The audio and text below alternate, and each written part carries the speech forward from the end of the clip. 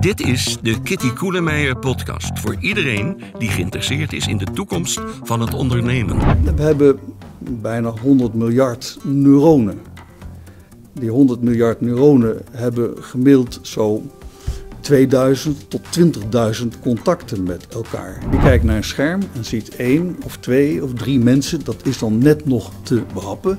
Als je 10 ziet, dan kan dat helemaal niet. Mensen die heel goed zijn in een bepaald vak op hun 40 jaar, die zouden daarnaast nog heel veel andere dingen kunnen doen, omdat het brein de potentie daarvoor heeft. In deze aflevering gaat Kitty in gesprek met Jelle Jolles, hoogleraar neuropsychologie aan de Vrije Universiteit en oprichter van het Centrum Brein en Leren. Kitty spreekt met Jelle over de functies en de ontwikkeling van het brein. Jelle geeft tips voor persoonlijke groei, een leven lang leren en de ontwikkeling van leiderschap.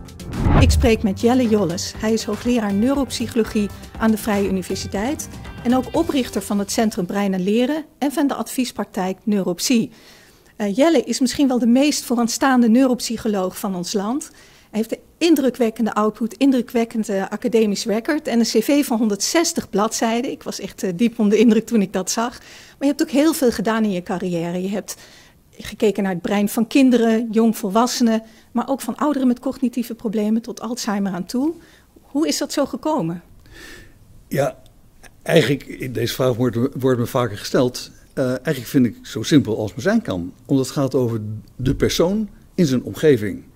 En dat betekent dat je kijkt naar ontwikkeling en veroudering. Dat is één proces. Er zit wel nuancesverschil in. Maar ik ben daarmee begonnen al een heel aantal jaar geleden. Ik heb een scheikundige achtergrond, neurowetenschappen en psychologie. En ik heb die twee verbonden. Een doctoraal in het een en doctoraal in het ander. En dat is voor mij dan heel simpel. Omdat je zegt, ja, het gaat over hersenen en gedrag.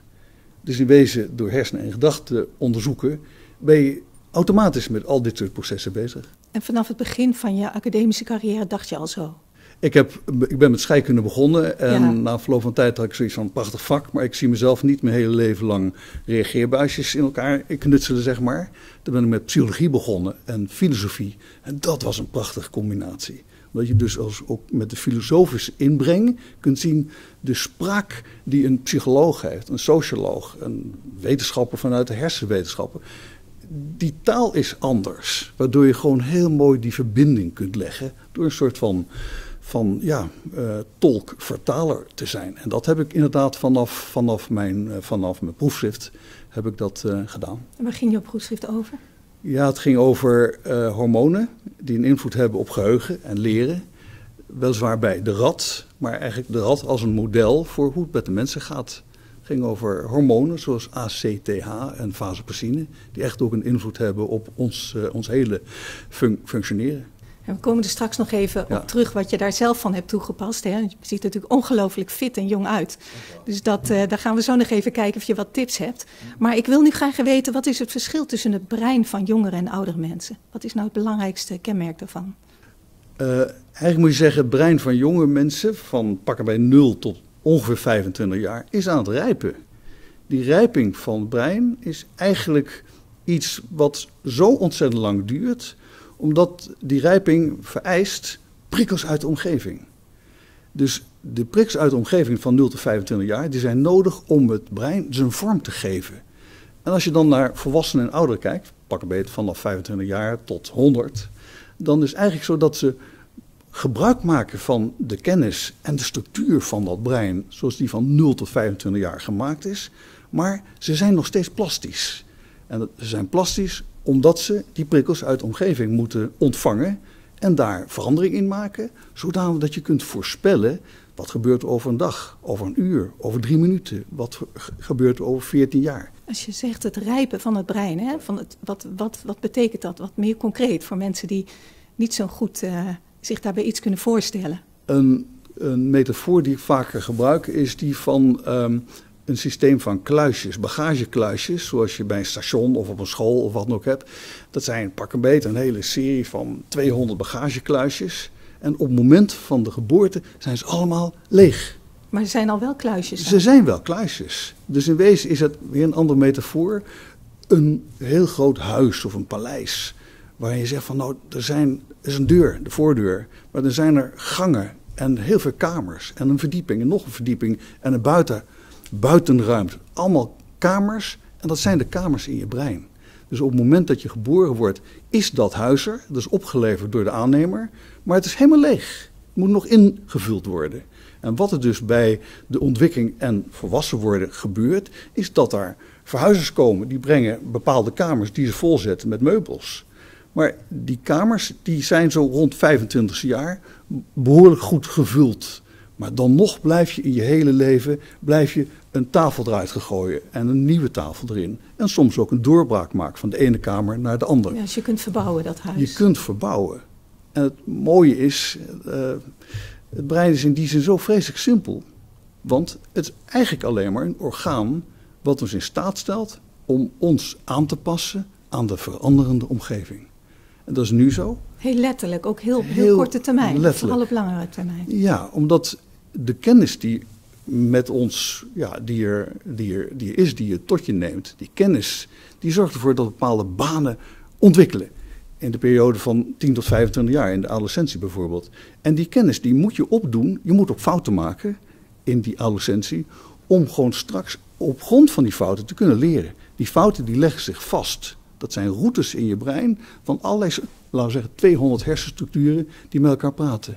Maar er moeten steeds nieuwe shortcuts worden gemaakt. Er worden gewoon wegen in het brein gebouwd en daar is tijd voor nodig. En dat is dus ook niet over op je 25e jaar. Nee, dan begint het pas. Dan worden de banen en de structuren die in de eerste 20 jaar, 25 jaar gebouwd zijn, die worden gebruikt. En die kunnen dan op een bepaalde manier worden uitgebouwd. Er kunnen nieuwe verbindingen worden gemaakt.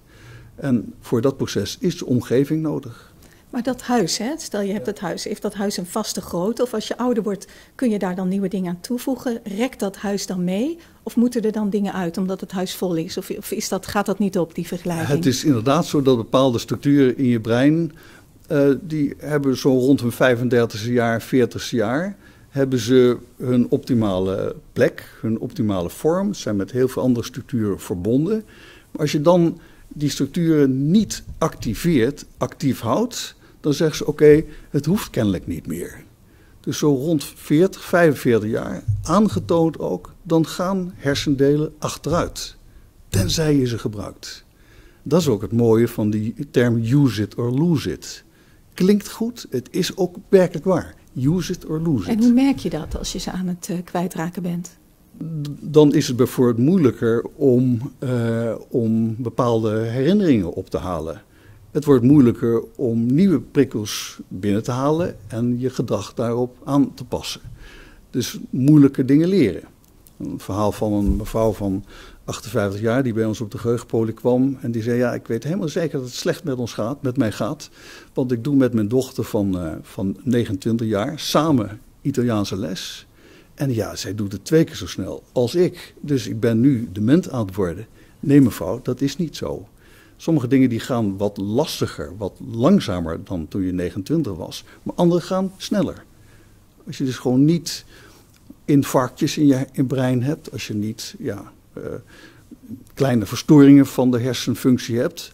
Dan krijg je meer kennis. En we vertalen dat ook in termen van meer ervaringen. Dus als je meer ervaring hebt, dan heb je ook makkelijker voor ogen welke routes het meest succes bieden.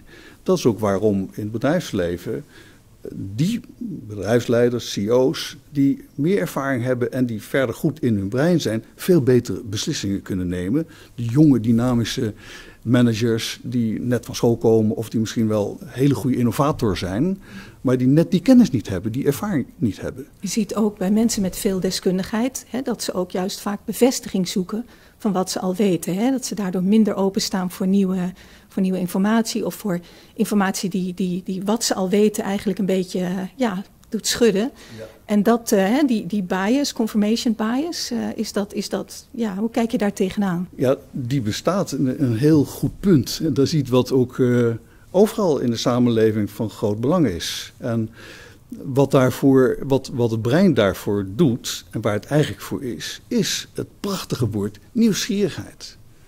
Openstaan voor nieuwe prikkels. Zoals ik er straks al zei, het brein is het orgaan wat ons in staat stelt om ons aan te passen aan een veranderende omgeving. Dat lukt niet. Als je niet ziet, dat is nieuw. Dat is nieuw. Zo hebben we het eerder gedaan. Daarin hoort ook het zien van opportunities, mogelijkheden. Datgene wat hier helemaal nieuw inkomt, daar moet je brein een soort van voorspelling kunnen maken. Van gewoon, als we die route volgen, wat is dan het gevolg ervan? Maar als je nou op je 40ste jaar zegt van, nou, we hebben het prima gedaan. Ons bedrijf, dat loopt allemaal heel goed. Of ik zit in de overheid, ik heb een mooie functie bij de overheid. We moeten vooral onze ervaring uit het verleden gebruiken en niet te veel van die nieuwlichterij. Dat is dus fout. En dat ga je ook merken op termijn, als je dat te vaak doet. Ja, je ziet dat in bedrijven of in diensten van wat voor overheidsorganisatie ook. Je ziet het bij individuele personen, je ziet het bij de individuele huisman of huisvrouw. Als je gewoon blijft vasthouden aan wat je altijd gedaan hebt, dan haalt de wereld je in. Dat is waarom sommige mensen van 60 jaar echt last hebben van de ICT, van de gsm's, die niet meer met computers kunnen werken, die niet kunnen aanpassen. En dan verlies je het wel. Dat betekent dus dat je als iedere individuele persoon in dit land of op de wereld moet eigenlijk open kunnen staan voor de veranderingen. En die veranderingen die zijn soms heel akelig, de klimaatveranderingen, maar ook zaken die ook, laten we zeggen, de pandemie. Maar we weten ook allemaal dat de pandemie, coronapandemie, ons ook heel veel gebracht heeft. Er zijn gewoon nieuwe bedrijven gekomen die gezegd hebben, wat kunnen we op deze manier doen?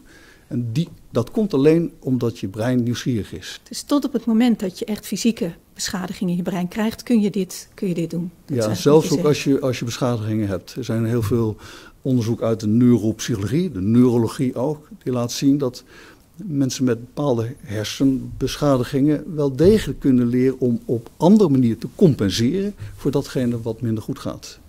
En hoe kijk je aan naar, in veel sectoren in het bedrijfsleven, bijvoorbeeld advocatuur, maar sowieso professionele dienstverlening en ook wat meer in het algemeen wordt vaak gezegd van nou iemand is 60 geweest, eigenlijk moet hij ermee ophouden. Kan die tropen jaren niet meer aan, het is een te druk bestaan, raakt ook een beetje verouderd. Hè, dat is aan wat je veel hoort. Wat denk je daarvan? Ja,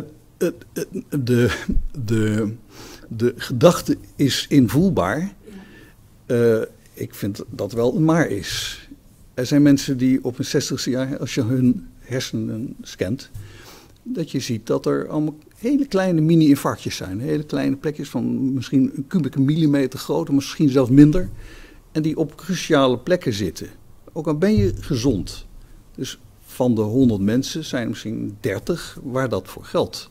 Hele kleine verstoring in de bloedhuishouding. Op die leeftijd toch 30% al? Ja. Maar er zijn ook heel veel mensen die dat hebben op hun 60ste jaar en waarbij je niets van merkt. Het enige is, we beschouwen dat als een risico. Als je dat risico hebt, dan kan over 10 jaar een ietsje groter infarct komen. Of kunnen andere dingen in je brein gebeuren. Dus rekening houden daarmee is prima. Het enige, je moet ook rekening houden met het feit dat het brein een enorm compenserend vermogen heeft. En zodat er heel veel mensen zijn die dit niet hebben. Dus op dit moment wordt er maar op heel veel plekken gezegd dat het doodzonde is. Dat mensen van 60, 65 en zeker boven de pensioengerechtigde leeftijd, die willen werken, die kunnen werken, die innovatief zijn, die heel veel kennis en ervaring, dat die aan de zijlijn staan. Dat die gewoon niet meer mogen werken omdat ze bij de overheid werken. En dan is het met 67 jaar klaar in bepaalde branches. Ik pleit ervoor dat er gewoon veel meer functioneel gekeken wordt. Dat een persoon die misschien 65 is en die wel door wil werken, dat er gekeken wordt van wat zou die willen, wat zou die kunnen. Rekening houden met de structuur van het bedrijf, waarin je misschien de jongeren ook een kans wil geven, dat is begrijpelijk. Maar toch ook de persoon die nu weg moet, zeg maar, toch een plek te kunnen geven of te support te geven, steun te geven in nieuwe routes vinden waarin die kennis en ervaring die zo iemand heeft toch heel goed gebruikt moet kunnen worden. Ja, want dat is natuurlijk het argument bij diversiteit, hè? Dat je door bepaalde groepen uit te sluiten of niet binnen te halen, dat je daarmee heel veel mogelijkheden verliest. En dat geldt hier dan eigenlijk ook, als ik je zo hoor. Nou ja, als je kijkt naar iets wat ons vandaag de dag heel erg boeit. Een formatie die niet zo vreselijk goed loopt. Nou, zachtjes uitgedrukt. Er zijn toch een aantal informateurs die de 65 al lang en breed gepasseerd zijn.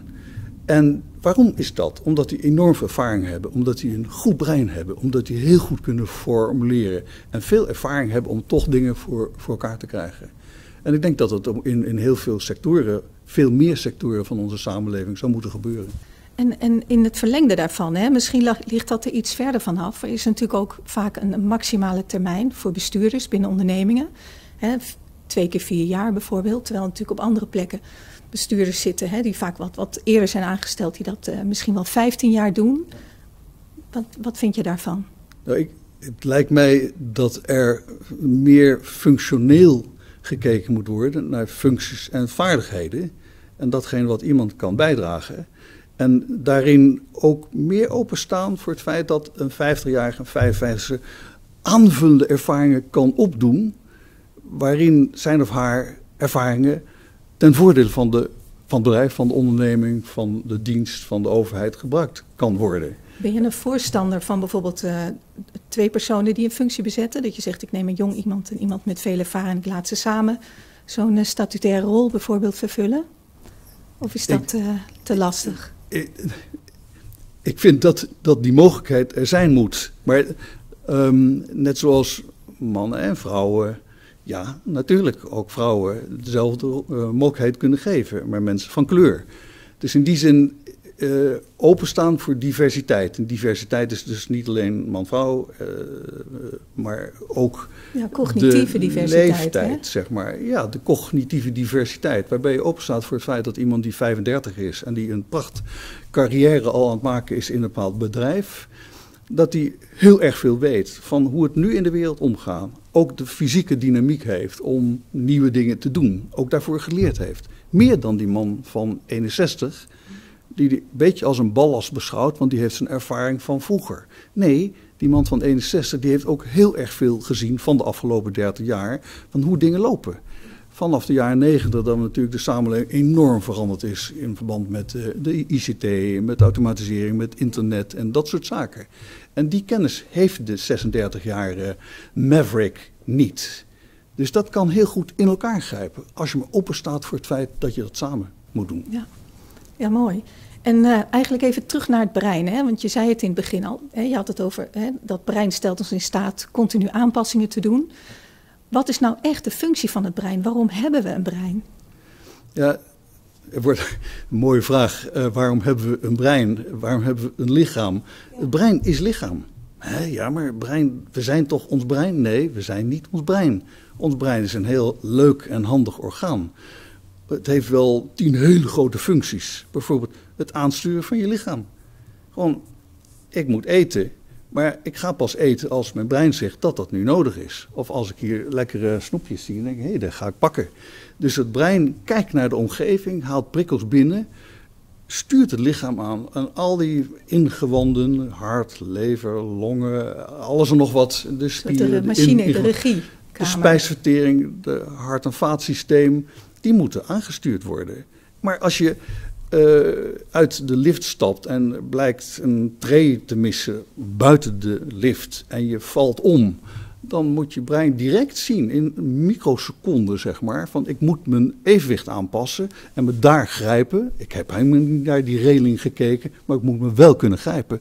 Dus de zintuigelijke informatie moet snel geïntegreerd worden. Ik zei microseconden, maar binnen 100, 200 of laten we zeggen 2/10 van een seconde heb je jezelf herpakt. Dus die snelheid.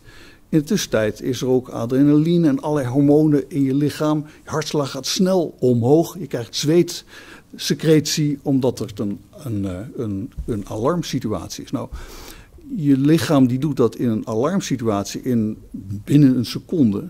Maar soms doe je een duurloop of je bent met een marathonvergadering bezig. Dan is je brein ook bezig om te anticiperen op wat er gebeuren moet. Het inspelen op sociale situaties. Je zit in een boardroom met allerlei mensen samen te spreken over de toekomst van je bedrijf of het bedrijf van je gezin. Met je partner ben je bezig met wat je op vakantie zal doen. Je hebt een andere mening daarover. Je brein is constant bezig om in te schatten van wat zou ik willen doen, wat zou ik kunnen doen. Gegeven de ervaring die ik in het verleden heb opgedaan, gegeven die situatie met mijn kinderen, met mijn medewerkers, gegeven het feit dat de koersen achteruit lopen, ik moet iets doen. Dus dat inschatten, dat is gewoon je lichaam aansturen, maar ook vooral de directe prikkels die binnenkomen, wat ik net bij die lift noemde, maar ook de prikkels die straks kunnen binnenkomen. Als ik uit de vergadering kom, wat er dan met mijn secretaresse gebeurt, die allemaal dingen aan mij gaat voorleggen. Hoe ik mijn tijd moet in kunnen plannen. Want mijn partner die komt dadelijk met een telefoontje, of ik misschien mijn dochter van het ballet of zo wil gaan halen. Dus dat allemaal coördineren, daar heb je 200 hersenstructuren voor nodig. Dus dat is ook waarom we praten over hersenen. Het is niet hersenen. 200 hersenen hebben we eigenlijk. Die allemaal met grote wegen met elkaar verbonden zijn. Waarom dat aantal? Is daar een verklaring voor? Nou, omdat de hersenen in die zin een veel belangrijker orgaan zijn dan de ingewanden. Hoewel, maar bijvoorbeeld andere zoogdieren, hebben die er minder? Zijn er dieren die er meer dan 200 hebben? Nee, ik denk de mensen die hebben het meest ver doorgegroeide brein. Een brein wat eigenlijk wel ongeveer evenveel kamers heeft als de hogere apen, mensapen. Maar de grootte van onze kamers die is duidelijk groter. Als ik de metafoor die ik straks gebruikte over dat huis, met al die kamers. Ja, onze woonkamer, waar heel veel gebeurt, de woonkamer in ons brein, is groter dan bij de bonobo's en bij de chimpansees. Omdat wij elkaar in die woonkamer ontmoeten. Er zijn meer prikkels die binnenkomen en die geïntegreerd moeten worden. De interactie met je lichaam is veel groter. En dat uitzicht in het enorm veel grotere takenpakket wat wij hebben. Dus wij kunnen niet alleen van tak naar tak slingeren. Bij wijze van spreken, als je 10 jaar bent, dan kan dat wel. Maar je weet, ik hoef niet een vergelijking te maken tussen ons en de bonobo's. Het is evident dat wij veel en veel meer dingen kunnen. Dat is omdat onze kamers in ons brein, die 200 kamers, veel uitgebreider zijn, wat groter zijn en via gangen veel beter met elkaar verbonden zijn. En dat is dan ook de rol van de omgeving in de kindertijd en adolescentie. Om te zorgen dat die gangen tussen al die kamers zo goed worden. Dat je ze ook in je volwassenheid goed kunt gebruiken voor het leven wat je dan leidt. En het meeste gedrag is dan, als ik jou zo hoor, onwillekeurig. Hè? Want ik ga natuurlijk niet in die lift eerst bedenken van ik mag niet struikelen. Dat gebeurt gewoon voor jou, hè? Gelukkig maar, ja. Ja. Dat is weer een metafoor die vaak gebruikt wordt, die van de ijsberg. Mm-hmm. Het bewustzijn is dat kleine topje boven van die ijsberg, een helemaal grote deel onder water. Dus er gebeurt verschrikkelijk veel buiten het bewustzijn om. En dat zou ook niet anders kunnen. Ja. Minstens 1 collega, waarschijnlijk nog veel meer, die zeggen wij hebben eigenlijk geen vrije wil. Wij zijn een systeem van stimulus-responskoppelingen en achteraf rationaliseren we dan onze beslissingen. Om voor onszelf te verklaren waarom we iets deden. Maar eigenlijk is het zo, feitelijk is het zo, dat wij niks zelf kiezen, niks zelf beslissen. Hoe kijk je daarna? Want als je zegt bewustzijn, dan heb je het toch over een stukje gedrag waar je wel invloed op hebt, waar je over na kan denken. Ja, het onderzoek, er wordt veel over gesproken, veel boeken over geschreven de laatste jaren. En diegenen die zeggen dat we geen vrije wil hebben, die baseren zich vooral op relatief simpel onderzoek uit de jaren 80.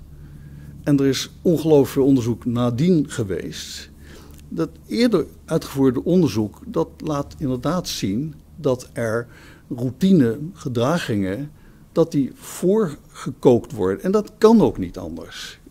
Wij kunnen ons gelukkig bezighouden met een gesprek zoals dit, terwijl mijn lichaam met andere dingen bezig is. Je kunt parallelle processing. Er zijn ongelooflijk veel dingen die parallel aan elkaar gebeuren. Dus vandaar dat je kunt autorijden terwijl je met iemand aan het praten bent. En als je rookt, dan kun je de sigaretten aansteken in duwen, terwijl je zegt, dus afslag 32 moet afslag 33 hebben. Je bent nog even je papier van achter de bank aan het halen en dat op een andere plek. Dat is parallelle processing. Dat doet je brein allemaal voor je. En gelukkig dat er heel erg veel dingen zijn die op zo'n manier kunnen worden uitgevoerd. Dat is waarom we ook dat stukje over hebben om rationele beslissingen te kunnen nemen. En dat gebeurt dus wel. Dus jij gelooft wel echt in die vrije wil. Dat je ook echt keuzes kan maken. Ja, en ook daar is ook, behalve de mensen die zeggen dat we geen vrije wil hebben, ik vind het in zekere zin een semantische kwestie. Dus er is verschrikkelijk veel onderzoek wat laat zien dat wij creatieve volstrekt nieuwe dingen kunnen bedenken. Je kunt je een voorstelling maken van... ik maak nu, op het moment dat wij aan het praten zijn, een voorstelling van... als er Marswezens zijn, hoe zouden ze er ongeveer uitzien? Gegeven het feit dat ik weet dat de luchtdruk daar een heel stuk minder is... dat er stof is, dat er ooit water was, maar nu waarschijnlijk niet. Als ze er zouden zijn, aan wat voor eisen zouden ze dan moeten voldoen? Ik maak me dan een visuele voorstelling van zo'n ding... met 2 armen of 10 armen of 0 armen of zeebeestje. Niemand heeft ooit die voorstelling gemaakt die ik nu maak. Die is niet voorbereid. Die wordt voorbereid door het feit dat ik ooit plaatjes van Marslanders heb gezien. En plaatjes van het laatste half jaar over die oranje luchten of roze oranje luchten. Ik heb iets gelezen over boormachientjes waarmee ze de bodem ingaan. Al die indrukken, gedachten, maar foto's, die integreer ik met elkaar. En er komt een volstrekt nieuw idee uit. Ja, en dat is natuurlijk de essentie van echte creativiteit, dat iets nieuw is. En dat is ook altijd het verhaal dat algoritmes daar niet of nog niet toe in staat zijn. Die kunnen heel goed dingen heel uniek combineren misschien, maar echt vernieuwen kunnen ze nog niet. Ja, je kunt een algoritme maken wat per definitie eigenlijk iets nieuws maakt... Maar de kans dat datgene wat dan nieuw bedacht wordt... Geen betekenis. Ook, inderdaad, ja. dat betekenis heeft, die is niet vreselijk groot. Maar niettemin is dat een hele leuke, een hele waardevolle weg om nu in te gaan. Eén mini-stapje terug naar de evolutie van onze aarde. Je hebt de Cambrische revolutie. Het Cambrium was een periode van 3, 4, 500 miljoen jaar geleden... dat de aarde waarschijnlijk op een andere manier aan kosmische stralen was blootgesteld. Toen hadden ze heel raar soort diertjes. Die hebben ze gevonden op allerlei plekken. Dieren die niet symmetrisch waren, die 27 poten hadden. Alles nog wat die heel anders is dan wat we nu kennen. We kijken daar nu naar, die Cambrische revolutie was een soort van poging van... nou, laten we alles maar eens even proberen. En daar is eigenlijk door een survival of the fittest zijn dingen uitgekomen. Al die dieren die zijn weg, die bestaan niet meer. Maar één lijn, wat wij nu als dieren zien, die komen eigenlijk voor een groot deel daar vandaan. Dus om leven te krijgen op een planeet moet je die periode van experimenteren door kunnen. Ja. Dus daar moet genoeg gebeuren om dat mogelijk te maken. En daarom is innoveren ongelooflijk mooi. Daarom is kunst ook mooi. Kunst, daarmee ben je ook met nieuwe dingen bezig. Je brein leert met nieuwe dingen bezig te gaan. En met die nieuwe dingen kan best zijn dat je 17 schilderijtjes maakt of knutselwerk. Dat je denkt van eigenlijk is het niet. En door een toeval is nummer 18 zegt, hé, dat ziet er best wel aardig uit. Maar je hebt het over kunst maken, hè? Niet over kunst kijken. Nee, ik heb het over kunst maken. Ik vind dus in die zin kunst en wetenschap en het ondernemend zijn hebben heel veel met elkaar te maken. Het heeft te maken met de ontwikkeling van ons denken. Je ziet ook steeds meer samenwerking tussen wetenschappers en kunstenaars. Zou je dat aanraden ook voor het bedrijfsleven? Ga iets creëren samen met een kunstenaar? Ja, omdat eigenlijk gebeurt dat nauwelijks. Ja, dus weer een van de mooiste woorden vind ik denken. Mijn laatste boek gaat over leer je kind kennen. Over ontplooiing, leren, denken en het brein. Denken is eigenlijk juist dat innoveren. Denken is een visueel beeld, een mentaal beeld, een woordenbeeld, een tactiel beeld. Tactiel is wat je met je handen kunt voelen, zeg maar. Al die beelden, dat activeert delen in je hersenen die je eigenlijk niet altijd gebruikt. Een jurist die zal heel veel met woorden werken, maar voor een jurist is het waarschijnlijk ook best wel heel interessant om meer in beelden te gaan denken, omdat een groot deel van ons brein in beelden denkt. Dus op zo'n manier kun je gewoon een samenwerking met kunstenaars aangaan, omdat die al geleerd hebben hoe je dat kunt doen. Maar die hebben ook vaak niet geleerd om ondernemend te denken. Ik denk dat het heel goed is als mensen van verschillende disciplines op zo'n manier op elkaar aansluiten, omdat je dan van elkaar kunt leren en meer samen doen. Nou, dat klinkt als een hele nuttige aanbeveling. En nou we het er toch over hebben, in ieder geval, misschien draaf ik wat door hoor, maar artificial intelligence, denk je dat er ooit systemen komen die echt het menselijk brein kunnen vervangen? Want wat je nu natuurlijk ziet met narrow AI is dat er verschillende taken zijn die met software, algoritmes veel sneller, efficiënter kunnen worden uitgevoerd dan wij dat kunnen. Ja. Maar dat zijn steeds hele kleine stukjes. Hè? Ja. En als je het natuurlijk hebben over artificial general intelligence, dan heb je het eigenlijk over systemen die kunnen evenaren of misschien zelfs verbeteren wat mensen doen. Is dat een realistisch iets om over te spreken in jouw wereld? Ik hoor bij een grote groep neurowetenschappers en neuropsychologen die zeggen: wat is het leuk om naar een film te kijken als The Matrix of allerlei andere science fiction. Fantastisch leuk. Een avondje plezier. Maar het is een absoluut naïef idee dat het ooit zou kunnen. Ah. Het uploaden van je brain bijvoorbeeld is onzin. Waarom is het onzin? We kennen allemaal Elon Musk. Ja. Die wijdt niet zijn hele leven, maar toch een deel daarvan aan dit soort gedachten, aan dit soort projecten ook. Ja, hij is enorm. Ik vind hem zelf, jij weet iets meer van marketing dan ik, maar hij is een hele goede marketeer. Absoluut, in de zin van een woorden gebruiken die op dit moment en vogue zijn. En die woorden aan elkaar verbinden. Ja, we gaan naar Mars toe in een periode dat NASA zegt, dat is voor ons een brug te ver. Er zijn natuurlijk heel erg veel mensen, met name in de technische hoek, die helemaal niks van het brein weten. Helemaal niks over gedrag en cognitie en emotie, et cetera, weten. En als je dan gewoon die technische woorden aan elkaar lijmt en zegt, over 15 jaar zit op Mars of over 30 jaar. De menselijke geest is daar niet toe.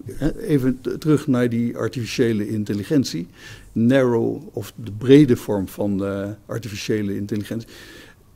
Het is niet mogelijk. Als je kijkt naar het idee dat we een buitengewoon fijn draadje in de hersenen kunnen brengen. Het is ongelooflijk dun. En als je het onder een microscoop legt en kijkt naar de dunheid van gemyeliniseerde axonen, of althans neuronenbanen. 1 neuron, dat is onvergelijkbaar veel kleiner. En we hebben bijna 100 miljard neuronen. Die 100 miljard neuronen hebben gemiddeld zo 2000 tot 20.000 contacten met elkaar. De verbindingen die ze met elkaar hebben, en dat zijn dus, laten we zeggen, voor het gemak even 10.000 verbindingen. Maar die verbindingen die veranderen door de ervaring die we opdoen. Hoe snel gaat dat? Is dat een kwestie van uren, seconden, dagen? Er zijn verbindingen die van de ene moment op de ander tijdelijk kunnen stoppen. Door bijvoorbeeld een grote heftige ervaring. Die heftige ervaring die kan ervoor zorgen dat er een blokkade komt van nu moeten we oppassen. Bijvoorbeeld als je de straat oversteekt en je let niet zo goed op. Je bent op je smartphone aan het kijken. Remmende auto hoor je en dan heb je op dat moment een grote schrikreactie, want die auto staat vlak voor jou stil. En dat beeld dat heb je een uur later nog, een dag later nog en als je pech hebt 20 jaar later nog. Dan kan er van het ene moment op het andere zo'n enorme overvloed aan bepaalde neurotransmitters komen die zegt van alarm, alarm, alarm. En door dat alarm verandert ter plekke het systeem. Nou, dat is dan wel een heel erg zware ervaring. Die kan leiden tot fobieën. Maar eigenlijk alles wat wij doen, alles wat wij leren, slaat zich op in het brein. Als ik een situatie zoals in deze ruimte, mijn brein heeft dat al opgeslagen terwijl wij aan het praten zijn. Ik ben hier nooit geweest. Maar ik kan me over een uur, of over 3 uur, over 3 dagen, kan ik moeiteloos een groot deel hiervan terugbrengen. Dat betekent dat er in de periode dat wij aan het praten zijn zich systemen aan het vormen die zorgen dat het visuele beeld hier, dat die in mijn brein wordt opgeslagen. En in het bedrijfsleven wordt natuurlijk heel veel gelezen van bijvoorbeeld Dan Ariely, Predictably Irrational, omdat de gedachte van behavioral economics, een beetje een menging van psychologie en economie. Denk ook Robert Cialdini, die natuurlijk veel over overtuigingstechnieken heeft geschreven. En men is daar natuurlijk zeer geïnteresseerd in besluitvorming, maar vooral ook overtuiging. Heuristiek, kort door de bocht, regels om beslissingen te nemen. Dat is natuurlijk voor een deel wel afgeleid van het werk wat jij ook doet, wat veel fundamenteler is. Is dit heb je daar aanvullingen op of verbeteringen? Kun je daar iets over zeggen? Wat vind je van dit soort literatuur? Ik vind het prachtig. Kijk, we hebben ook een Nobelprijswinnaar gehad, Kahneman. Zeker. Die natuurlijk ook het brede gebied van de economie. Er is vind ik een enorm sterke link tussen alle gedragswetenschap en de economie. Ja. De gedragswetenschap in een ietsje bredere zin, omdat sommige gedragswetenschap houdt zich met deze persoon bezig. Ook met hoe ik me voel, zeg maar. En dat sommige dingen niet zo goed gegaan zijn. Maar een bredere gedragswetenschap houdt zich bezig met de persoon in zijn omgeving. Ja. En dat kan de omgeving van zijn gezin zijn, van zijn school, van zijn bedrijf. Maar ook het bedrijf in een grotere context. Prachtig. Dus economie is in die zin een gedragswetenschap. Ja. Ook als je de relatie legt tussen hoe mensen zich voelen, hoe ze zich gedragen met name. Hun gedrag en wat ze voor ogen hebben. Dus er zijn... een aantal jaar geleden is zijn boek als van Dobelli even in het nieuws geweest. De kunst van het zuivere denken en denkfouten die je maken kan. Dat is ook heel direct van relevantie geweest voor het gebied van het bedrijfsleven. Maar ook heel veel kennis uit de psychologie in hele mooie lemma's op een rijtje gezet heeft. Ik vind eigenlijk dat kinderen op de middelbare school al kennis zouden moeten nemen van bijvoorbeeld de systemen of de mechanismen die Cialdini beschrijft. Want als je natuurlijk kijkt aan wat voor informatie we allemaal blootstaan, al op zeer jonge leeftijd, daar zit er ook veel beïnvloeding bij. En wat vind jij daarvan? Ik denk dat... Ik ben ontzettend blij dat je dat zegt. Ik vind dat een hele goede observatie. En het is ook zo dat nu de laatste jaar, 2 jaar in Nederland plotseling mensen opstaan die zeggen, eigenlijk datgene wat we nu over gedrag en over cognitie weten, over de mens weten, waarom wordt dat niet op school gedoseerd? Ja, zeggen scholen dan, we hebben al zoveel te doen, we kunnen niet weer een nieuw vak erbij. Nee, maar er zijn ook hele goede onderwijsmensen die zeggen, wij doen dat al. Dat hoort bij alle normale vakken. Het hoort bij lezen, schrijven, rekenen, natuuroriëntatie. Dus ik ben zelf bezig met het stimuleren van deze gedachten eigenlijk die jij onder woorden brengt. Namelijk psychologie, gedrag, de mens hoort gewoon al op de basisschool gedoseerd te worden. Nog een rare observatie eigenlijk. We weten allemaal aan het eind van de basisschool iets over het hart, over de bloedsomloop, over de spijsvertering. En we weten dat er een lever is, et cetera. En we weten nauwelijks iets, helemaal niet, over de hersenen. Ik vind dat al op de basisschool daar kennis over moet zijn.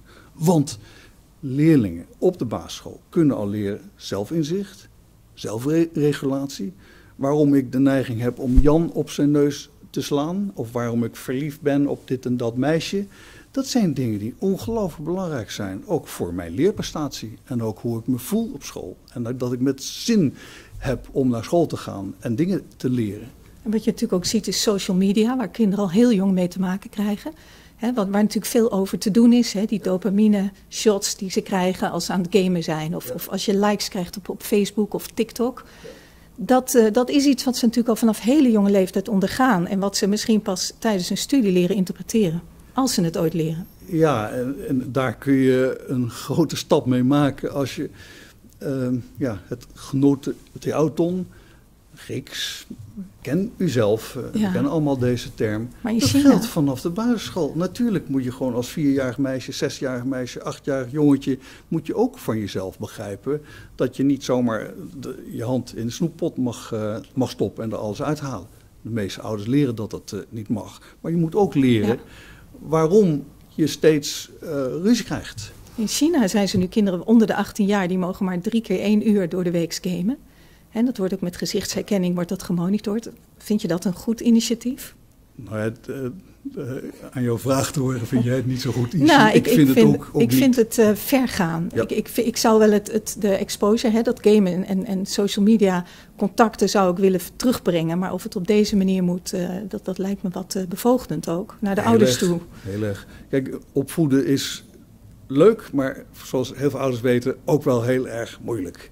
Dus als je op Loosdrecht een bootje wil huren om daar een beetje te gaan spelen varen, dan moet je bij wijze van spreken een vaarbewijs hebben. Niet dat we nu een bewijs moeten vragen aan ouders dat ze weten hoe opvoeding werkt, maar we kunnen er wel heel veel aan doen. Omdat de kennis die wij hebben over de gebruiksaanwijzing van een peuter, de gebruiksaanwijzing van een kind, van een volwassene. Die gebruiksaanwijzing, die kennen we. Dat zijn psychologen, pedagogen, gedragswetenschappers, sociologen die er verschrikkelijk veel van af weten.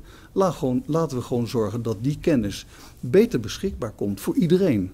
Omdat je dan een betere ouder kunt zijn, een betere coach, een betere mentor, een betere adviseur. Nou is het ook zo dat kennis niet altijd gedrag goed beïnvloedt. Hè? Denk bijvoorbeeld aan pensioenvraagstukken, gezondheid. Hè?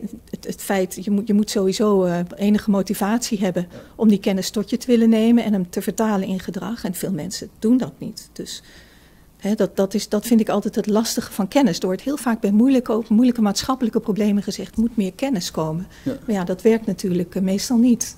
Nee, dan is het ook een beetje van welke kennis dat dan zou moeten zijn. Ja. En in die zin van het...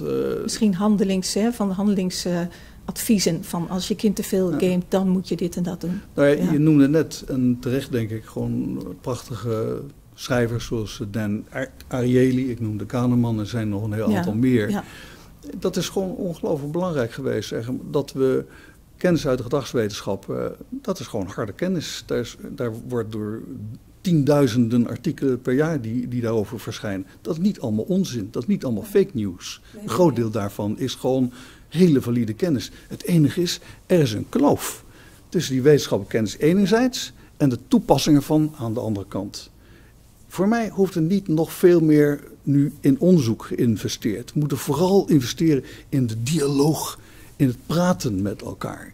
Dat de praktijk weet, slaap, is dat zo heel belangrijk? Ja, in de jaren 80 zijn er al handboeken verschenen over slaap en hoe dat werkt. En nu zeggen we iedere keer van, volwassenen die moeten toch met 6 à 7 uur moeten ze voldoende hebben. Ja, maar de diepte van de slaap is ook belangrijk. En of je aaneengesloten stuk slaapt. Nou, ik wil er niet te diep op ingaan, maar heel veel toepasbare kennis, die is niet bruikbaar. Die wordt niet toegepast omdat we geen vertaling hebben, zeg maar. Omdat er geen boekjes zijn, omdat er geen podcasts zijn die iets daarover vertellen. Met slaap zie je trouwens wel een verandering. Hè? Een aantal jaar geleden waren mensen vooral trots op dat ze weinig slaap nodig hadden, want dat was een teken van kracht en een factor in hun succes. En je ziet dat al wel veranderen. Hè? Mensen durven nu ook te zeggen dat ze gewoon slaap nodig hebben. Maar dat duurt natuurlijk heel lang voor zo'n inzicht doordringt. Maar over de praktijk gesproken, we hebben ik vraag altijd rond bij de podcast, ik krijg een gast, professor Jelle Jolles, wat zou je hem willen vragen? Ja. En een van de dingen die heel erg speelt in het bedrijfsleven is dat neuromarketing, je kunt dat een hype noemen, maar dat is toch een serieuze business. Hè? Er zijn heel veel bureaus die bieden neuromarketingonderzoek aan. Dan worden consumenten of beslissers onder een fMRI-scan gelegd. En op basis daarvan worden conclusies getrokken. Dat kan gaan over reclameuitingen. Dat kan eigenlijk over allerlei zaken gaan. Maar het is natuurlijk heel lastig om te beslissen wanneer is dat nou echt relevant, wanneer heb je dat nou echt nodig. Want ja, bijvoorbeeld Dan Ariely, die we al eerder genoemd hebben, die zegt van ik heb dat soort onderzoeken niet nodig. Ik kan heel goed met gedragsexperimenten kan ik bepalen welke mechanismen er spelen. En kun jij daar wat licht in de duisternis brengen? Van wat kan zo'n onderzoeksmethode nou wel of zo'n benadering? En wanneer moet je het vooral laten? Leuke vraag, ook een moeilijke vraag, omdat er veel integer onderzoek op dit gebied gebeurt. Er zijn integer instituten die zich hiermee bezighouden. Maar mijn gedachte is toch wel in de richting van wat Ariely zegt. We weten ongelooflijk veel in de gedragswetenschap. En het MRI-onderzoek is fantastisch, fundamenteel, geeft verdieping van kennis die we in de gedragswetenschap al hadden. Een heel klein uitstapje erover. Er is de afgelopen 15 jaar heel veel gedoe geweest over de kennis over de hersenen en de amygdala en de prefrontale schors en zo in relatie tot onderwijs. Maar eigenlijk vrijwel al dat onderzoek, dat was al bekend. Het feit dat we weten dat structuur X of structuur Y of structuur Z daarvoor verantwoordelijk zijn, brengt ons geen centimeter verder. Het enige is dat het een bevestiging is van die knappe gedragswetenschappelijke kennis die we al hadden. Dus in die zin kan een MRI-onderzoek in relatie tot neuromarketing een ietsje steviger conclusie geven. Die kunnen zeker support geven. Maar wees daar wel, wat ik net noemde, integer over. Want er is ook heel veel onderzoek, goed over gepubliceerd, waarin het brengen van een fMRI-plaatje of teksten over herstructuur A en B in relatie tot het product wat je wil verkopen helemaal niks toevoegt en die er ook een beetje bijgehaald zijn. Er wordt natuurlijk vaak gezegd, er is een verschil tussen wat mensen zeggen en wat er in het brein gebeurt. Hè? Toch ook weer vanuit die gedachte dat wat je zegt een soort rechtvaardiging achteraf is van wat je denkt. Hè? Die discrepantie, die is er natuurlijk wel. Wat mensen zeggen is niet wat hun gedrag per se drijft. Nou, met een fMRI-plaatje krijg je een zekere dynamisch beeld van structuren die nodig zijn voor datgene wat je verkopen wil. Bijvoorbeeld, ik ben zelf betrokken geweest bij een vraag van een heel grote kauwgomfabrikant.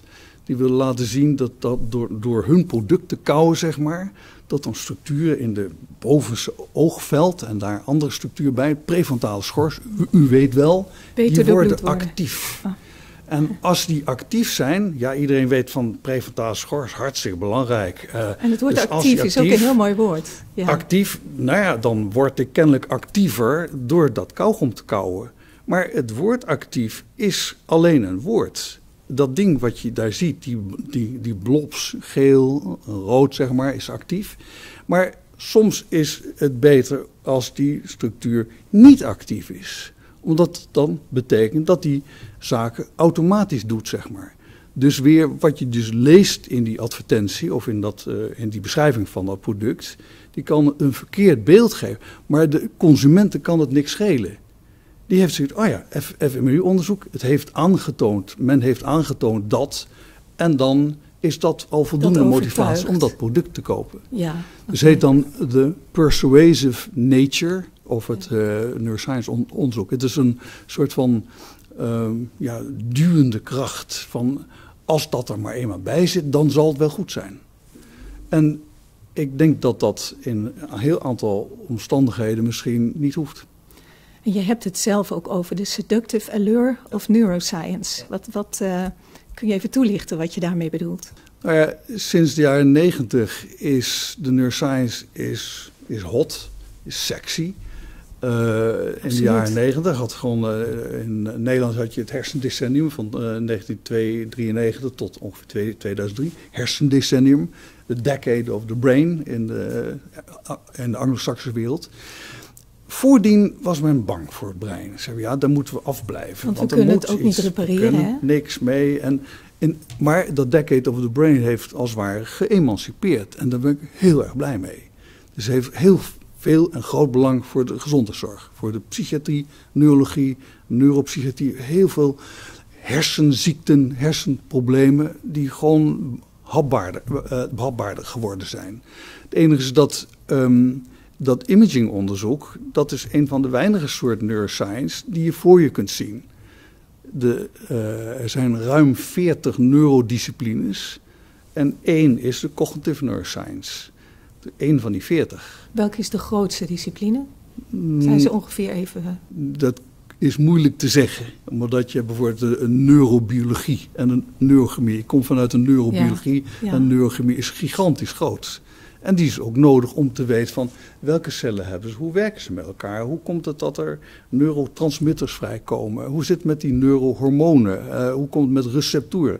Als ik rook, wat gebeurt er dan? Dan gaan bepaalde receptoren zeggen, er wordt gerookt. Als ik THC, marihuana gebruik, wat gebeurt er dan? Nou, dat is een ongelooflijk groot gebied. Tienduizenden of misschien wel 100.000 publicaties per jaar. Maar wat voor het algemene publiek meer speelt, is dat wat dicht bij huis is. Dus denken en leren en waarnemen en taal een beetje. Dus gewoon die kant, dat is dan meer de cognitive neuroscience en de affectieve neurowetenschappen. Depressie en het brein, hoe zit dat? Dat is meer klinisch ook, hè, vaak. Ja, kijk, ik zie vaak, als je cognitieve neurowetenschappers hoort spreken, hebben ze toch vaak ook over gevoel. Hè? Dus het is ook een beetje een kunstmatig onderscheid, want het een beïnvloedt het ander. Of zie jij dat wat strakker? Bij de cognitieve neuroscience is dat gevoel er eigenlijk in de afgelopen 10 jaar pas een beetje bijgekomen. Ja, dat zie je ook dan in de mijn affectieve vakgebied. neurowetenschappen. En empathie. Ja, ik ben hartstikke blij dat het woord empathie aan een opmars over de wereld bezig is. Fantastisch woord. Inschatten van de intenties van anderen. Maar goed, de hersenwetenschappelijke basis van empathie, daar weten we de afgelopen 10 jaar ook best wel behoorlijk veel van. En die is ook heel erg belangrijk. Daardoor zeggen we nu dat sociale factoren zo belangrijk zijn. Ik bedoel, ik kan wel achter een computer zitten en een taakje doen. Er komen woordjes, daar moet ik op reageren. Ik kan pijltjes links, pijltjes rechts, moet ik op reageren. Maar in een boardroom, in een winkel waar ik dingen verkopen wil, als ik met mensen praat, dan heb ik niet dat soort taakjes, maar ik ben wel met mensen bezig. Dus de wijze waarop ik naar jou kijk, hoe je ogen staan, hoe je op mij reageert, geeft mij een gevoel van, goh, nu moet ik even mijn mond houden. Want Geeft nu het wil je informatie of een gevoel? Of is het, allebei. of het is niet altijd gevoelsmatig, toch? Nee, maar het gevoel is er in heel veel opzichten altijd bij. Dus empathie betekent dat je de emotie van iemand anders moet kunnen inschatten, maar ook de intenties. De intenties van anderen. De intenties is ook, iemand die is alleen maar aan het praten en die moet naar je omgeving kijken. Luisteren ze naar me? Waar zijn ze mee bezig? Is het zo dat ze me vervelend vinden omdat ik nu van deze vergadering van 3 kwartier al 40 minuten aan het woord geweest ben, zeg maar. In het bedrijfsleven, zeker als het gaat, nou niet alleen om klanten, maar om alle stakeholders, hoor je heel vaak het woord engagement. Het idee is, je moet engagement hebben. Kun je daar vanuit jouw vakgebied wat over zeggen? Want dat zijn natuurlijk termen als empathie, experience, beleving, maar vooral ook engagement, wat meer activerend is, om dat woord maar weer te gebruiken. Hoe kijk je daar vanuit jouw vakgebied naar? Ja, ook weer, dat is een exponent van waar ik het net over had.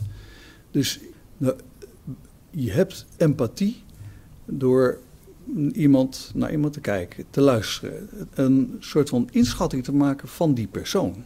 Eigenlijk moet ik in jouw schoenen kunnen staan. Ik moet mij kunnen verplaatsen in die ander. Om te kunnen invoelen van, laten we zeggen, niet jij, maar de persoon waar ik nu mee bezig ben. Ik heb de indruk dat er gewoon tranen achter die ogen zitten. Ik moet begrijpen waarom, want we hebben toch een hele leuke bijeenkomst. We hebben een feestje op het werk. En waarom is dat? Is misschien omdat die andere vrouw er net bij was en iets heel onaardigs zei, zeg maar. Dus die empathie is, ik voel dat heel anders. Maar ik begrijp dat zij reageert zoals zij zich voelt. En dat is iets wat dan onder het woord empathie valt. En als je het nou hebt over het online, ik noem maar wat, het vergaderen via online media. En dat we steeds meer virtueel contact met elkaar hebben. Hoe verhoudt dat zich tot die empathie die zo belangrijk is? Het is veel en veel moeilijker. Veel moeilijker. Ja. Ik heb ooit afgelopen jaar ook vaak door media gevraagd van hoe zit het nou en wat betekent dat voor elkaar. Alleen al het feit is dat we een hele lange tijd dat kapje op hadden. Maar het betekent voor heel veel jongeren, maar ook wel voor volwassenen, dat je alleen die ogen ziet, maar je ziet die mond niet. En die is ongelooflijk belangrijk om te begrijpen, waar is iemand mee bezig? Dat is 1. Het tweede is, je kijkt naar een scherm en ziet 1 of 2 of 3 mensen. Dat is dan net nog te behappen. Maar als je er 10 ziet, dan kan dat helemaal niet. Maar tegelijk je kunt ze veel beter bekijken dan in een grote vergaderruimte. Want dan is het vaak moeilijk om 10 mensen te zien. Maar als je ze natuurlijk voor je ziet op je scherm, kun je veel beter observeren, toch? Je kunt sommige dingen observeren, maar je ziet bijvoorbeeld niet dat Piet onder tafel met zijn smartphone bezig is. En ook het frunniken aan elkaar, gewoon verveeld gedrag, op een andere manier je gedragen. Er is ook behoorlijk veel wetenschappelijk onderzoek gedaan de laatste jaren. En heel interessant over wat gebeurt er nou eigenlijk als je aan Zoom of aan Teams bezig bent. Ook hersenwetenschappelijk onderzoek laat zien, het kost meer moeite om, ook in een 1-op-1 Zoom-gesprek, het kost meer moeite om te begrijpen waar die ander mee bezig is. Omdat je ook driedimensionaal je hoofd wat verandert, zeg maar. Als we tegenover elkaar zitten, is dat veel en veel beter zichtbaar. Dat betekent dat ook je brein minder milliseconden nodig heeft om de intentie van wat je wilt zeggen eruit te halen. Ook onderzoek wat laat zien dat als je tegenover elkaar aan tafel zit of stoelen, je bent aan het wandelen voor mijn part, dat je de intonaties van elkaars stem beter hoort. Want ook het geluid over de computer is, zoals we allemaal weten, niet helemaal 100%. De amplitudo, de verschillen tussen hoogste tonen en de laagste tonen, dat wordt ook anders. Het ritme wordt net ietsje anders. Dus de waarneming van datgene wat iemand anders zegt, wordt minder goed dan als je tegenover elkaar zit. En voor een deel is dat natuurlijk technisch op te lossen, hè? Ja. En dat zal ook wel gebeuren. Maar dat is hartstikke duidelijk. En, mag ik daar iets? Ja, tuurlijk. Het feit dat we dit hebben gehad, we hebben een soort van experiment of nature gehad. Ja, ja. En ik ben ervan overtuigd dus dat de paar dingen die ik nu in negatieve zin zeg, die zijn oplosbaar, zoals je zelf ook zegt. Dat is natuurlijk ook, je kunt gewoon erop wachten totdat er 1000 firma's, 10 firma's over de wereld betere systemen hierover brengen. En dat vind ik ook prachtig. Maar ik denk zelf dat het ook dadelijk makkelijker mogelijk wordt voor bedrijven om te beslissen. Dit onderwerp doen we via de internetverbinding en dat gesprek, dat doen we op een andere manier met elkaar. In een kamer met z'n tweeën, met z'n drieën, met z'n vijven. En dat is dan ook de wetenschappelijke kennis die we nu hebben vanuit de gedragswetenschap. Over hoe je communiceert en welke dingen daarvoor belangrijk zijn. Ja, nu die kennis nog goed voor het voetlicht krijgen, hè, wat nodig is. En ook in verband met die pandemie. Wat zijn jouw tips om gezond te blijven tijdens het verouderen? Verouderen loopt natuurlijk als een rode draad door je hele carrière door. Je kunt natuurlijk biologische veroudering nooit echt tegenhouden, want zo zijn we geprogrammeerd. Maar wat voor tips heb je? Want ik denk dat je zelf het levende bewijs bent van iemand die enorm fit en gezond ouder wordt. Afgezien van genetische zaken waar we misschien niks... Ik moet dat even afkloppen, maar ik mag niet kloppen op de tafel, heb ik begrepen van de videomeneer. Maar die fitheid die komt ook door, waar ik het straks over had, aanpassing aan een veranderende omgeving. Maar hoe train je dat? Wat doe je dan? Dus de attitude is belangrijk. Dus daarin hoort nieuwsgierigheid als de meest grote kernfunctie van het hele brein. Heb je dat of kun je dat stimuleren, nieuwsgierigheid? Vrijwel 100% van de kinderen die geboren worden als baby, die hebben een optimale nieuwsgierigheid. Je kunt de nieuwsgierigheid verminderen. En helaas is dat iets wat best wel soms door ouders en of door school wordt gedaan. En ik vind zelf dat we ons moeten realiseren dat die nieuwsgierigheid, dat je die juist stimuleren moet. Dat gewoon een kind, een jongere van 5 jaar of een tiener van 15 of een werknemer van 45 jaar... nieuwsgierig zijnde, als het ware nieuw elan in dat brein introduceert. Meer andere vaardigheden, andere manier van omgaan. Dat kun je dus stimuleren en moet je ook blijven stimuleren. Maar dat betekent ook bijvoorbeeld voor mensen die ergens werken, 25 jaar zijn of ouder, of 20 jaar en ouder, dat de situatie, de locatie waar je werkt, je werkgever zeg maar, de leidinggevende, de condities moet creëren waarbinnen je in staat bent om nieuwsgierig te zijn. Dat wil zeggen dat als je 45 bent bijvoorbeeld, sommige mensen zijn 45, hebben best wel goede vaardigheden gekregen. Werkgever zegt, nou, vooral dat laten doen, want dat doet u nu goed. Ja, maar dan is de kans die bestaat dat over 3 jaar het niet meer goed gaat, omdat hij dan echt helemaal klaar is ermee. Dus je moet ook zorgen dat een 35-jarige, een 40-jarige, een 45-jarige nieuwe ervaring kan opdoen. En daardoor ook net beter worden in de dingen die je doet. Of andere vaardigheden erbij krijgt die hij tot nu toe niet heeft. En die misschien ook juist heel belangrijk zijn voor dat bedrijf. Verder de attitude, een veranderingsbereidheid. En daarin wil ik verwijzen naar Carol Dweck, D-W-E-C-K. Die heeft een jaar of 12, 13 geleden een concept geïntroduceerd over mindset. Een flexibele, op groei gerichte mindset of juist een inflexibele mindset. En er zijn nog heel veel mensen in Nederland en overal Die zei, ja, we worden gewoon geboren met bepaalde mogelijkheden. Je bent een dubbeltje, dus zul je nooit een kwartje worden. Deze persoon die is best wel vaardig en die is gewoon goed in taal. En dat is ook wel duidelijk, want zijn ouders, de ene is leraar, de ander schrijver, grootouders ook al. Zie je, dat zit in de genen. Ja. Het zit niet in de genen. En dan ontwikkelen wat je goed kan en wat je toch niet goed kan, maar op niveau houden, maar nooit veel aandacht aan besteden. Dat betekent dat als we gewoon ons realiseren dat wij met geboorte zijn dat lege huis, met al die kamers, maar dat het daarna pas komt, de ervaring opdoen. Dat betekent dat je ervaring opdoen op je 5e jaar, op je 15e, 25e, 50e jaar. Nieuwe ervaring opdoen die ervoor zorgen dat kamers in je geest opnieuw ingericht worden. Dat die oude gordijnen eruit gaan en nieuwe gordijnen erin. Dat is als het ware waarom die mensen die op hun 60, 50, 70e jaar nog de wereld over reizen. Goh, interessant, ik ben nog niet in een of ander land geweest. Portugal, ja, 1 keer op een congres, maar ik wil er toch eens een keertje heen. De openheid voor nieuwe dingen, die zorgt ervoor dat er gewoon wind gaat waaien door dat huis. En dus dat gewoon stoffige kamers, waar als het ware spinnenwebben zijn, dat die leeggeblazen worden. En die gebruikt kunnen worden om nog beter te kunnen functioneren. Er zal toch wel iets van een verschil in aanleg zitten tussen mensen. Maar ik hoor je zeggen dat die effecten daarvan dat het een veel kleinere factor is dan meestal wordt gezegd. Ja, het is gewoon de klassieke discussie over nature-nurture. Ja.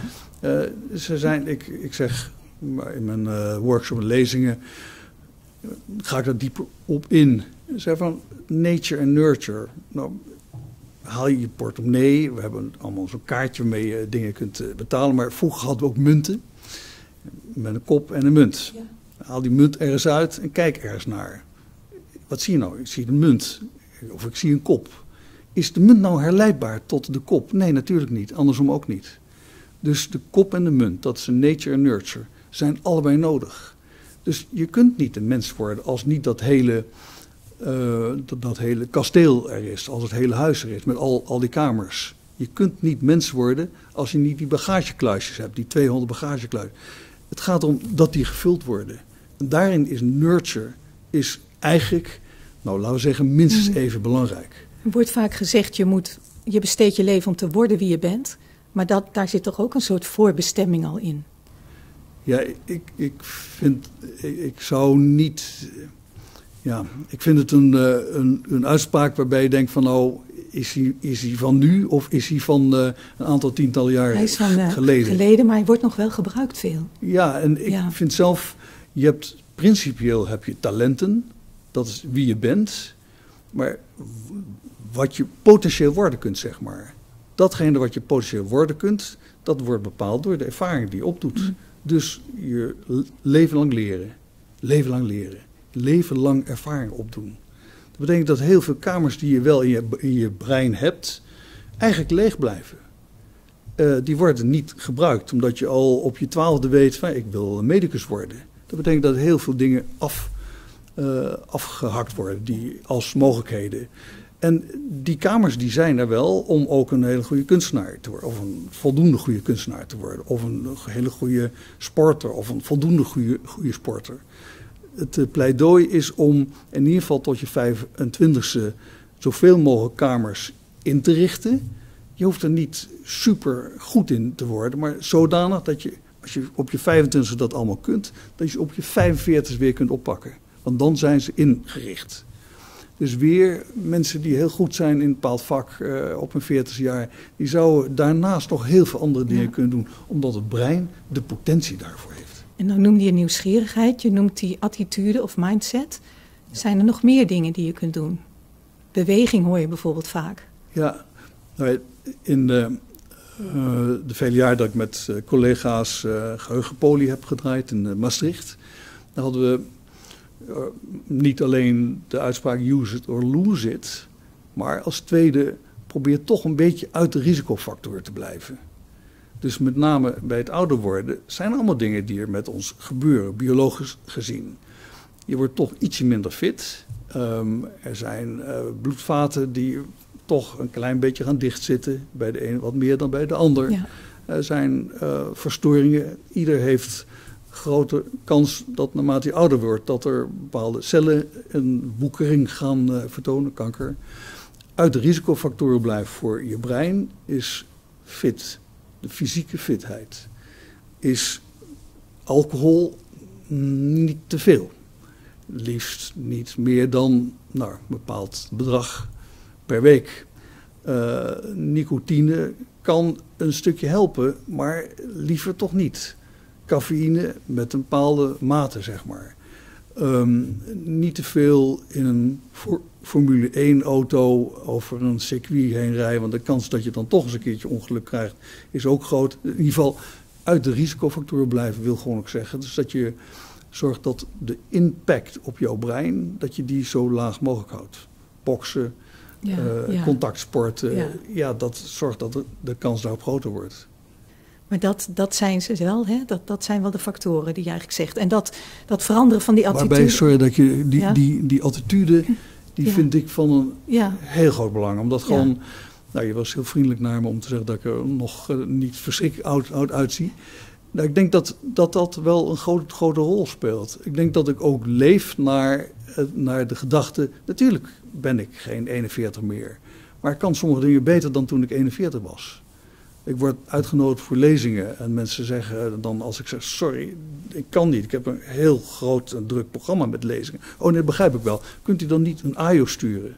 Of een promovendus? Dan zeg ik van, als ik nu de keuze zou hebben van mijzelf sturen van toen ik 15 jaar ouder was, dan zou ik zeggen nee. Want Jolles, 15 jaar jonger, kon niet wat ik nu kan. En dat is gewoon een attitude kwestie. Dus dat je gewoon ook weet, toch het cliché, this day, the first day, the rest of my life. Sommige dingen die doe ik niet meer. Ik ben wel aan het hardlopen, ik loop hard. Maar ik heb niet de potentie om nog de 10 of de 20 kilometer binnen een bepaalde tijd te lopen. Maar toch, dat een beetje hardlopen is gewoon verschrikkelijk goed voor je fysiek. Voor je hart. Okay. Ja, ik geloof je. Het is zeer overtuigend. En nog als afsluiting, hè, dat doe ik altijd. Je hebt natuurlijk al ontzettend veel advies gegeven, ontzettend veel learnings. Ik ben enorm dankbaar voor het overzicht wat je hebt gegeven van wat de neuropsychologie kan bijdragen ook aan bedrijfsleven, organisaties. En er is nog veel meer, maar je hebt al heel veel gezegd. Welk advies heb je aan managers en ondernemers, jong, oud? Zijn er een paar dingen van je zegt, ja, dat kan ook iets zijn wat je al gezegd hebt hoor, maar dat moet je nou echt doen. Ja, nou, ik denk dat een manager en ondernemer, het feit dat ze nieuwsgierig moeten zijn, dat geldt natuurlijk zeker voor een ondernemer, maar voor een manager ook, omdat we zo verschrikkelijk veel nieuwe kennis opdoen. Een manager moet zich niet vast staren op de boeken die 10 jaar geleden over het managing geschreven zijn, want er zijn zoveel nieuwe dingen. Dus een van de dingen waar iedere manager zich mee bezig moet houden is, hoe kan ik zelf ook veranderen in deze wereld, in de veranderende wereld. En dat betekent dat een andere leiderschapsstijl is heel goed mogelijk. Als je dus ouders van een 10-jarige, 15-jarige of 18-jarige hebt, die moeten zich ontwikkelen van manager naar coach, naar inspirator, naar mentor, naar adviseur. En ik vind dat iedere manager van een bedrijf, van een dienst, van een overheid, datzelfde moet kunnen doen.